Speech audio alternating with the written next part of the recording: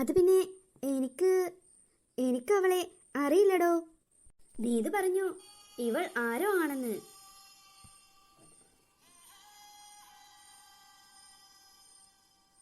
എനിക്കാകെ തല പുകയുന്നു. ചേട്ടാ ഇതാ ഇതൊന്ന് നോക്ക്. നീതു പറയുന്നത് കേൾക്കണ്ട ചേട്ടാ. നീ നിന്റെ ഹൃദയത്തോട് ചോദിക്ക്. ഇതാ ഇത് നിന്റെ സ്വന്തം കൈയക്ഷരമല്ലേ?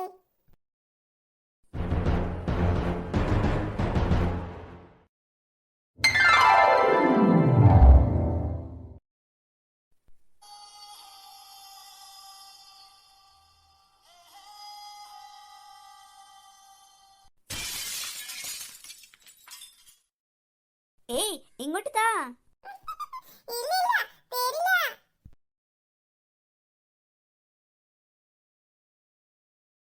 ആ എന്ത് പറ്റി ചേട്ടാ? അഞ്ജു ഞാൻ പുറത്ത് പോയിക്കോളാം. ചേട്ടാ എന്തെങ്കിലും ഒന്ന് പറയൂ ചേട്ടാ. അഞ്ജു, എനിക്ക് എന്റെ തല മൊത്തത്തിൽ വേദനിക്കുന്നു അഞ്ജു. എന്റെ തല എന്തോ പോലെ, ആകെ മൊത്തം ഒരു കൺഫ്യൂഷൻ അഞ്ജു. ആ കത്ത് ഞാൻ ഓർക്കുമ്പോ എന്തൊക്കെയോ എനിക്ക് ആകെ മൊത്തം കൺഫ്യൂഷൻ. വേണ്ട ചേട്ടാ, ചേട്ടൻ ഇപ്പോ റെസ്റ്റ് എടുക്ക്. കൂൾ ഡൗൺ ചേട്ടാ, കൂൾ ഡൗൺ. സിസ്റ്റർ സിസ്റ്റർ, ഇപ്പൊ എങ്ങനെയുണ്ട്? ഞാൻ പറഞ്ഞതുപോലെ തന്നെ ആയില്ലേ? ഞാൻ അപ്പഴേ പറഞ്ഞതാ ഇവളെ കൊണ്ട് പോവണ്ടാന്ന്. അവൻ ഇവളെ മറന്നു കഴിഞ്ഞതാ. പിന്നെന്തിനാ അവനെ വീണ്ടും വീണ്ടും ശല്യം ചെയ്യുന്നത്? നിന്റെ പ്രാണനായ ചേട്ടനല്ലേ അല്ലേ? നീതു പ്ലീസ്, നീ കുറച്ച് ഓവർ ആവുന്നുണ്ട്.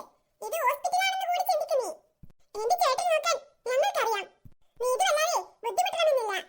അഞ്ജലി വേണ്ട. നീ ഒറ്റ ഒരുത്തിയാ അർജുനെ ഈ സിറ്റുവേഷനിലാക്കിയത്. ഇപ്പോ മുഖത്ത് നോക്കി സംസാരിക്ക്. നീ എന്താ അങ്ങോട്ട് നോക്കി നിൽക്കുന്നത്? എനിക്ക് ആരുടെയും മുഖം കാണണമെന്നില്ല. ഞാൻ പറഞ്ഞു കഴിഞ്ഞല്ലോ, എന്റെ ചേട്ടന്റെ കാര്യം നോക്കാൻ എനിക്കറിയാം. മറ്റാരും എവിടെ നിന്ന് ബുദ്ധിമുട്ടണമെന്നില്ല. നിനക്കവൻ നിന്റെ ചേട്ടനാണെങ്കിൽ എനിക്കവൻ എന്റെ ഫ്രണ്ടാ. നിന്റെ ചേട്ടൻ നീ കാണിച്ചു കൊടുത്ത ഗൗരിയെ തിരിച്ചറിയുന്ന പോലുമില്ല. പക്ഷേ അവൻ എന്നെ നന്നായി ഓർക്കുന്നുണ്ട്.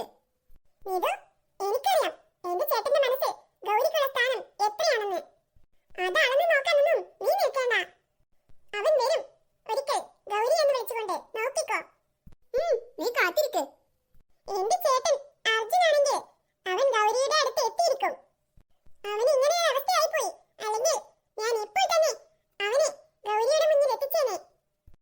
നീ എത്തിക്കും. എന്നാ എനിക്കതൊന്ന് കാണണമല്ലോ. അഞ്ജു വേണ്ട അഞ്ജു, നീ വെറുതെ ഇവിടെ കിടന്ന് ബഹളം ഉണ്ടാക്കണ്ട. നീതുവിനോട് തർക്കിച്ചിട്ട് ആർക്കും ജയിക്കാനാവില്ല അഞ്ജു. നീതു ഇപ്പൊ അവളുടെ ഇഷ്ടം പോലെ ചെയ്യട്ടെ. അർജുൻ അവൻ തിരികെ വരും. എനിക്ക് നല്ല വിശ്വാസമുണ്ട് അഞ്ജു.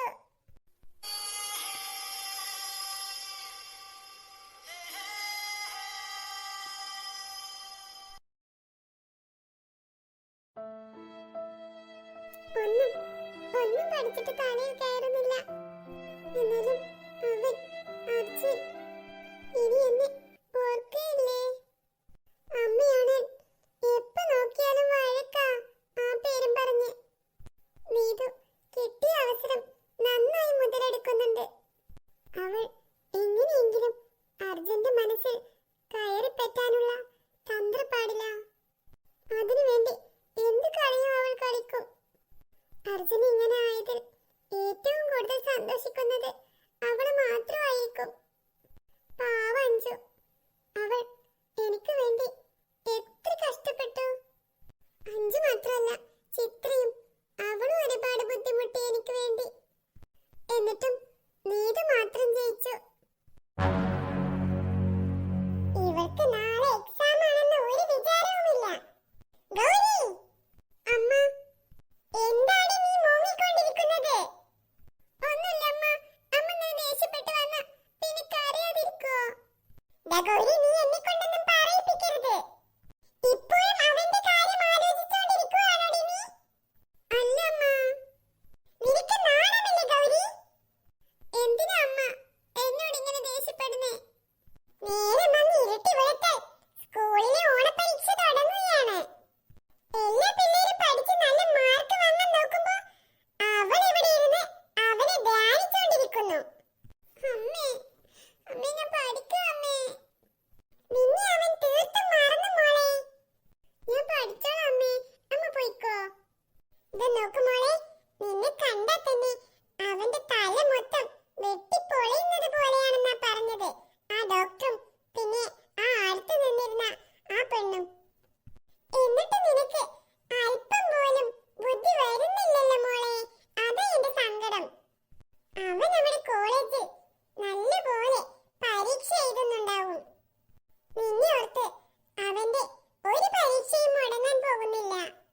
എന്നിട്ട് അവൾ ഇവിടെ കരഞ്ഞ് അവനെയും ധ്യാനിച്ചോണ്ടിരിക്കുന്നു. നോക്ക് ഗൗരി, ഇനി ഞാനീ പറയുന്നത് തമാശയല്ല. നീ എങ്ങാനും ഇനി അവന്റെ പേരും പറഞ്ഞ് ഇവിടെ കരഞ്ഞോണ്ടിരുന്ന ഞാൻ ഈ പുസ്തകമൊക്കെ എടുത്ത് അടുപ്പിലിടും. പറഞ്ഞേക്കാം. മര്യാദക്ക് ഇരുന്ന് പഠിക്കാൻ നോക്ക് നീ. ഓണപരീക്ഷയിൽ ഞാനും നിന്റെ മാർക്ക് കുറഞ്ഞിട്ടുണ്ടെങ്കിൽ പിന്നെ നീ പഠിപ്പുറത്തിറങ്ങൂല. ഞാൻ പറഞ്ഞില്ലെന്ന് വേണ്ട. കഴിഞ്ഞ അമ്മേ, അമ്മയുടെ പ്രസംഗം ഇല്ലടി, കഴിഞ്ഞിട്ടില്ല. കുറച്ചും കൂടി ഉണ്ടെടി. എന്തിനാ അമ്മ എന്നെ ഇങ്ങനെ കരയിപ്പിക്കുന്നേ? ഗൗരി, മര്യാദക്ക് കരച്ചിലെല്ലാം നിർത്തി നീ പഠിക്കാൻ നോക്കിക്കോ. അവളുടെ ഒരു മുതല കണ്ണീര്. പഠിക്കാൻ വിട്ട പഠിച്ചോളണം, അല്ലാതെ എന്നെ കൊണ്ടൊന്നും പറയിപ്പിക്കരുത് നീ. എന്നിട്ട് അവളിരുന്ന് മോങ്ങുന്നു.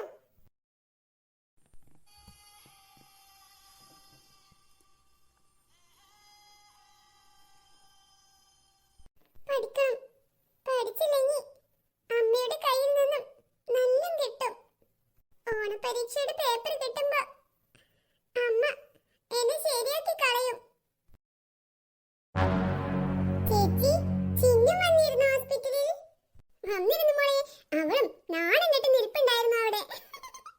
ചേച്ചി, ഫോണൊന്ന് കളിക്കാണ്ട ചേച്ചി. ഞാൻ പറഞ്ഞിട്ടുണ്ട് എന്റെ ഫോൺ ഞാൻ തരില്ലാന്ന്. നീതു, എന്റെ മമ്മി. നീതു, നാളെ എക്സാം ആണ്. അല്ലെങ്കിൽ തന്നെ എപ്പോഴും ഗൗരിയുടെ താഴെ നീ നിൽക്കാറ് പേപ്പർ കിട്ടുമ്പോ. ഇപ്രാവശ്യം അത് മാറി മമ്മി. അതൊക്കെ കഴിഞ്ഞ പരീക്ഷ വരെ. എന്ത് മാറിയെന്ന നീ പഠിച്ചിട്ടുണ്ടോ? ഇല്ല മമ്മി. എന്നാലും ഇപ്രാവശ്യം ഞാൻ തന്നെ ജയിക്കും, നോക്കിക്കോ. മോളെ വേണ്ടാട്ടോ. അമ്മി, ആ ഗൗരിയുടെ മുഖം നിങ്ങളൊന്ന് കാണണമായിരുന്നു. ഗൗരി മാത്രമല്ല മമ്മി, ആ ചിന്നുകൂടി നാണം കെട്ടെന്ന് പറഞ്ഞപ്പോഴേ എനിക്ക് നല്ല സന്തോഷായി. ഐസിയുവിന്റെ മുന്നിൽ വെച്ചിട്ട് അവൾ ആദ്യം മൊത്തം തകർന്ന പടിയുള്ള നിൽപ്പായിരുന്നു. അർജുനല്ലേ, ഇപ്പൊ എന്റെ വാക്ക് മാത്രം കേൾക്കൂ മമ്മി. ഞാൻ അന്നേ പറഞ്ഞതല്ലേടി, ആ ചെക്കനൊക്കെ ആ പെണ്ണിനെ ഇട്ടേച്ച് പോകുന്നു. അർജുന് വിടാതെ കയ്യിലെടുത്തോ. വലിയ പണക്കാരന്റെ മോനാണെന്നാ കേട്ടത്. അറിയാം മമ്മി, അവന്റെ സ്വത്തിലാ എന്റെ കണ്ണു മുഴുവൻ. നീ വിചാരിച്ചാൽ നടക്കാത്തതായിട്ട് ഒന്നുമില്ല നീതു. ആ ചെക്കന്റെ മനസ്സിൽ നിന്നും ആ പെണ്ണിനെ തൂത്ത് കളയണം. കളഞ്ഞിരിക്കുന്നു മമ്മി ഇപ്പോൾ തന്നെ. അവനെ അവളെ അറിയുന്ന പോലുമില്ല. അവൾ അടുത്തേക്ക് വരുമ്പോ അവന്റെ തല മൊത്തം വേദനയാ മമ്മി. ചേച്ചി, എനിക്ക് നല്ലൊരു ട്രീറ്റ് തരണേ. എന്റെ ചക്കിമോൾക്കല്ലാതെ പിന്നെ ആർക്ക് ട്രീറ്റ് കൊടുക്കാനാ ഞാൻ?